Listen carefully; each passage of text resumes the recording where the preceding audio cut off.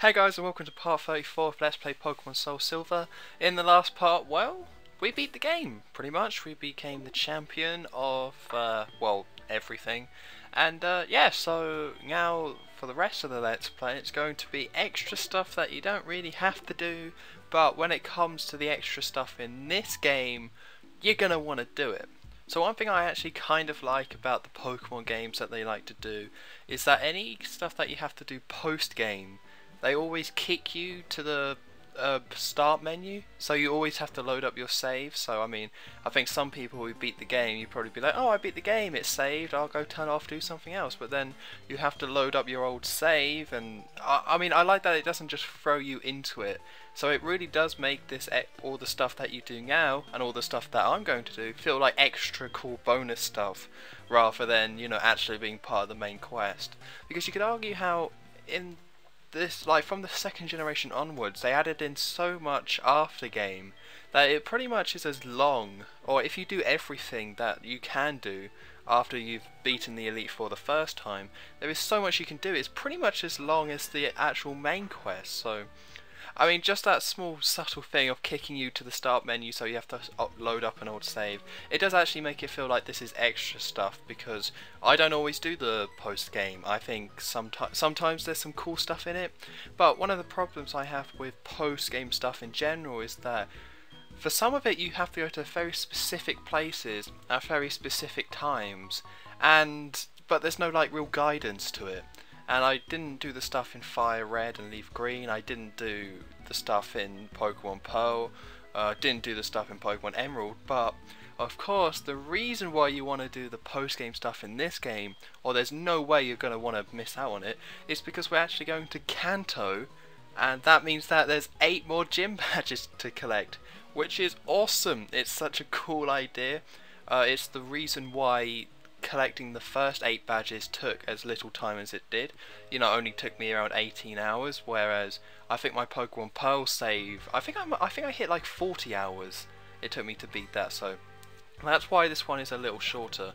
I mean, when I played Pokemon Black 2, the main game, beating the Elite for the first time, took me 28 hours, so I mean, you know.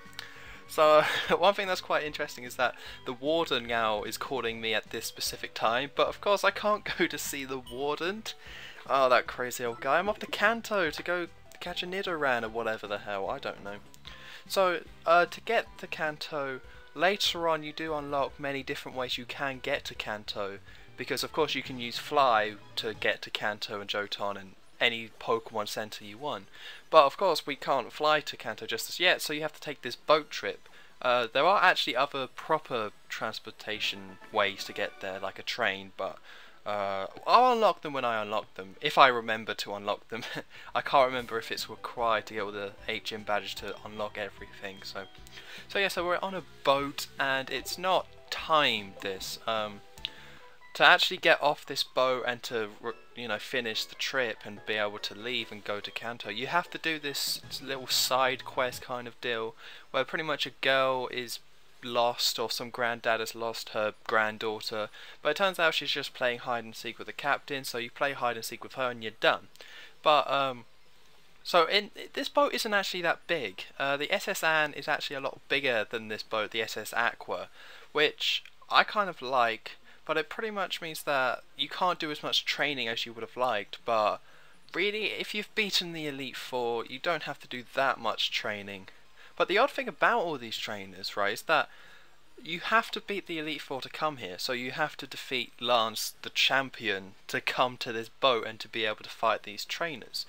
But they're all really low level. They're like level 37 to like 40, 41, which, I mean, most people would have all their Pokemon at level 45 at this point, so really there's no, you don't really need to take on these trainers if your Pokemon are a decent level. But of course my Pokemon, I mean, it's just a good idea for me to take on these trainers. Like I already said, this boat isn't that big, so I thought, I can't remember exactly how many trainers are on this place. There's like 5 to 7 trainers, so really that's not that many. And it's nice because of the way that the actual battles turned out. The fluff when I was taking on the Elite Four, got a lot of the XP, which means that the Fluff is like level 43, but as you can see, E-Rock is still only level 41, so of course I want to try and get back to making all my Pokemon the right, the same level, because that's something I try and do, make sure all my Pokemon are the exact same level, but of course with the Elite Four, I'd rather go for actually winning the battle than making sure my Pokemon have the same amount of XP, it's serious stuff, there's no messing around when it comes to that. So one thing I was going to say going into this part was that that because there was a boat here, that means that they kind of overused boats, so they didn't use boats again. But it turns out that there are boats in the other generations, but I've just never been on them. I've been on this boat and the SS Anne, because the SS Anne you have to as part of the main quest. But there's actually, I didn't know this, but in the post-game of Hoenn, there's a boat that you go on where you can take on trainers. And in the post-game of Black and White 1, there's a boat that you can go on to fight other trainers. So really, the Game Freak do love boats, but the first generation is the only generation where you have to go on a boat and explore it as part of the main quest. So there's not actually that much to say about this boat really. I mean, not that much nothing interesting really happens. It's pretty standard stuff. So see, look at that coffin, level 36. Like, imagine if you got to this point, you managed to beat the Elite Four, you were taking on these trainers, and then that level 36 coffin just messes you up. It doesn't really make that much sense. Because I mean, if your Pokemon are low enough level, say under 40, where the XP that you get from these, or you would actually have a tough time taking on these trainers, you probably didn't have a tough time taking on the Elite Four. Or if you did manage to beat the Elite Four with, high level 30 Pokemon, then you're probably really good at the games, and you probably know exactly what you're doing, so you don't actually need to mess around with, or you wouldn't have a hard time with these level 37 Pokemon, but I think one of the reasons why they are this level is to just like ease you back into it. Like, I don't think they wanted you to have a, after beating the champion and the Elite Four, I don't think they wanted you to have a hard time at all on this boat. And also another reason why I think they're low level is because for some strange reason there's no place to heal on this boat. I don't know who made that decision or why they made that decision, but I guess because it's a smaller boat and there's less trainers than on the SS Anne, they decided on this ship, the SS Aqua, that there wouldn't be any healing points. Because I mean, there might be one, but I didn't find any. I spoke to everyone in this place. There's a stupid amount of beds, as you can see. You can actually walk into the beds, but you just stand there like an idiot. You can't use them or get into them. So, yeah, I think that's another reason why they kept the Pokemon level low. Because if you lost here, you would have gone all the way back to the last place you healed, or you would have gone back to Johton. So you would have had to do this whole section again. Although I'm assuming that you wouldn't have to take on all these trainers again because you've already taken them on the first time, but I don't know. That would be something kind of interesting, really. If you lost on this boat, what would happen? I mean, I'm guessing that you wouldn't have to do it all again and that the boat would still be here, but I mean, it's kind of an awkward situation. Or if this was actually real, you would be like, hey Captain, all my Pokemon died, I kinda got a bit cocky, there was this really cool guy with a coffin, he messed me up, can we please turn around so I can go cry about it to my mum and she can heal my Pokemon? And the Captain's like, well, I guess so, just don't do it again, just don't be such a prick with how you're battling. So yeah, but even though this place isn't that interesting, it's actually kind of, I like how it looks though. I've had my problems with the music in this game, or in the 4th generation, but one thing I can't slag off in these remakes are exactly how good everything looks.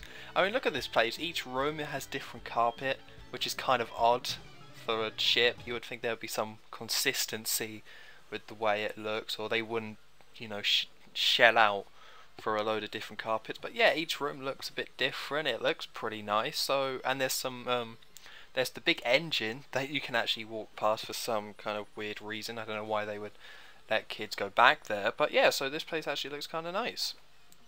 So what we're actually doing here, there's also another small tiny subplot, if I could call it that, that to get to where the Captain is to find the little girl, you have to defeat this guy because he's snoozing. So you have to go get him to, work again.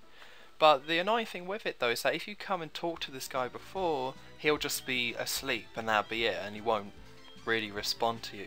So you actually have to go through the ship, talk to the other guy, and then he'll say, hey, can you find my mate? And then you can come back and actually fight that guy to make him go work again, which, I mean, I would complain about it, but it's such a, the battle's really easy, and the ship is so small that it doesn't really waste that much time going up and down again. But I would have liked it if I could just straight away battle the guy, but again, it's just me being picky that I'm complaining about this.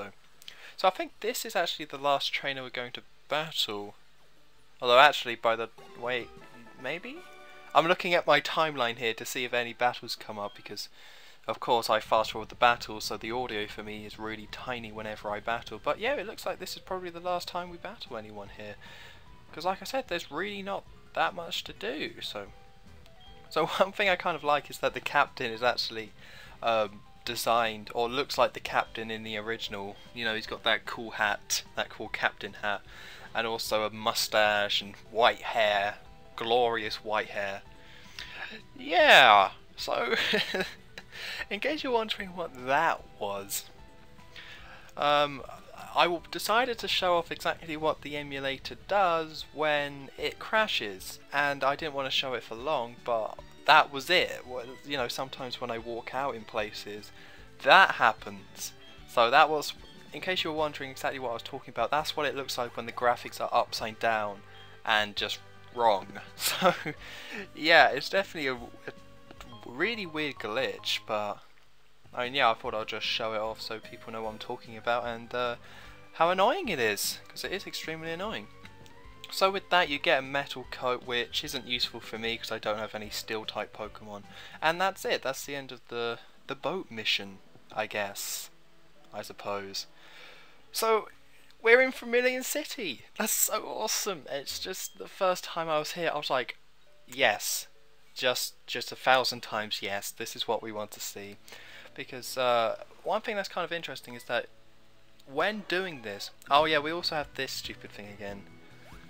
This quest expands out into Kanto, and it looks stupid. It was supposed to be majestically swimming there, but no, it was just like, and then it just leapt off like a frog. It's silly, but I don't know, maybe that we'll see that Pokemon again. I don't know, don't want to say anything, don't want to give anything away, but maybe. So but yeah, so the interesting thing about coming to Kanto is that this is 2 years later, so everything's different. So first of all, there's a fat Snorlax in front of the cave, and I love the design of that Snorlax. It's just his face, how just fat and round he looks. It's really well done, because of course in the original you just had a tiny one square little sprite of it, and then in the originals, or in Pokemon Silver, Gold and Crystal, it was actually a big sprite that took over 4 squares. So the Snorlax in this game actually doesn't technically look as big as the one that was in the original version of this game, because that was massive. I mean, that was just kind of ridiculous, but it does look really cool actually seeing it be modelled. And once again, it doesn't really make sense, because I think one thing you can do, I believe there are once again 2 Snorlaxes in this game, so one thing you can do is catch one of the Snorlaxes eventually, and then have it following you, and then go up to the other Snorlax and just see how it looks really silly, because of course they wanted to make it realistic by having the Snorlax be properly big, but of course you can have any Pokemon follow you, so they have to also make it, the right size so the Pokemon actually follows you. You can't have a 4 square sprite lumbering around, it wouldn't look right. So I mean, that's something to do if you're bored, really bored. So one thing that I was about to say but kind of interrupted myself is that the interesting thing about exploring Kanto this time, apart from all the differences because it's 2 years later, is that you don't fight the gyms in the same order. Vermilion City Gym is the very first gym you come to. It's so the electric gym is the first gym, which is interesting because it really does show that the only reason that the gym leaders are of certain levels and scale up is because it's a video game and an RPG, so of course the gym leaders couldn't be all the exact same level the whole time. Brock in Pewter City had to be levelly weaker than, say, the Blaine in Cinnabar Island. But it does show that really, if they didn't have to be constrained to that, all the gym leaders are pretty much the same level and of the same power. So really, Brock is as powerful as one of the later gym leaders. It just, of course, they couldn't actually do that in the game, or it wouldn't work. Because one thing we're going to see in this version of Kanto is that all the gym leaders are pretty much have the same level Pokemon. There is a slight increase as you go through them, but they're pretty much the same level. There's not a massive difference like there was in the first generation when you explore Kanto. So here, yeah, so this is the electric gym, and one thing that's kind of nice is that they kept the puzzle the exact same. Of course, for the originals, they recreated all the gyms for this version of the game, for this remake, or the original 8 gyms. But for this one, they just, of course, they just made them look a bit nicer, but the puzzles are exactly the same. So the puzzle for this place is that you have to try and find 2 switches. I feel like I'm going to repeat myself here, because of course I'm going to explain all the gimmicks, but then when I eventually get around to Let's Playing the first generation, I'm going to explain them all over again. But yeah, pretty much you just have to find a switch, and then once you've found a switch, the second switch will always be next to it, so then you can just hit it like that. It could have been above, but yeah, so that's all you have to do to get to this place. So this is a Surge, and one thing that's quite nice about this game is that they've changed the Pokemon, so it's not the exact same Pokemon that you had before.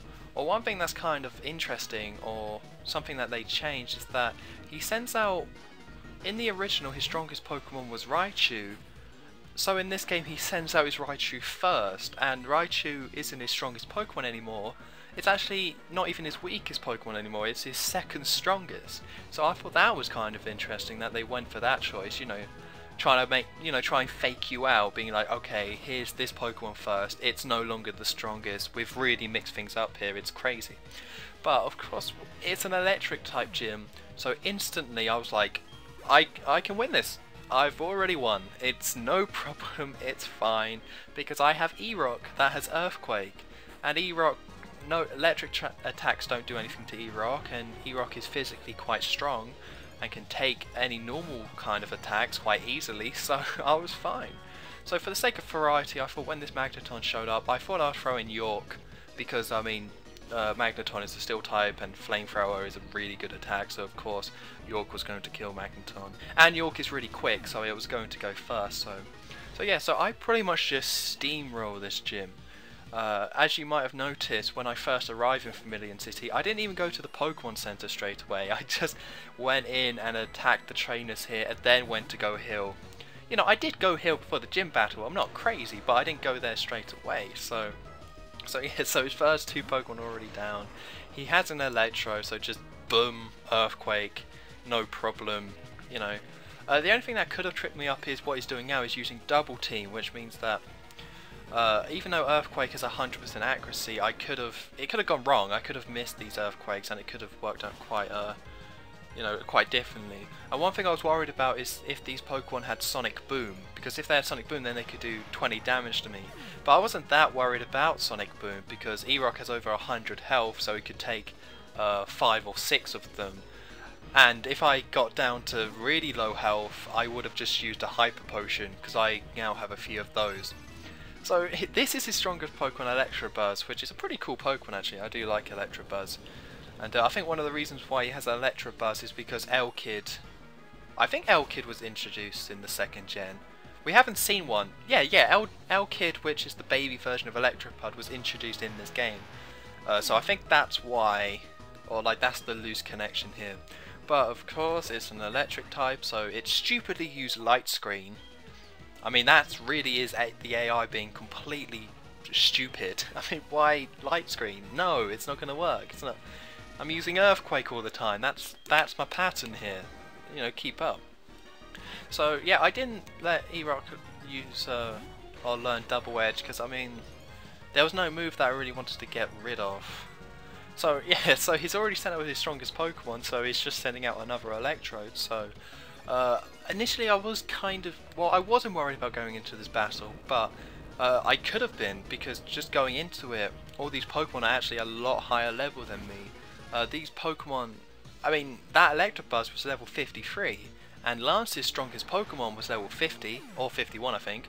But of course Lance was a dragon, you know, had dragon types and had Dragonites, which were extremely annoying, so even though most of these gym leaders have better or technically higher level Pokemon than Lance, they're actually a lot easier because you can play to their weaknesses a lot better, and your Pokemon should just be pretty tough because you had to beat the Elite Four to get here. So I got the Thunder Badge, no problem. That was you know, it's no big deal, it's nothing but a thing. Yeah, I know all about the tactics, but yes, if you didn't have like a ground type like E-Rock, then you could have struggled with this fight because they are high level Pokemon, but if you have something that's good against electricity, you're fine. So yeah, so next time in the Let's Play Pokemon Soul Silver, with the first gym badge already got, then we are going to start exploring the rest of this place and see how it has changed. So I've been on Tom23, don't forget to like, comment and subscribe, and I will see you next time.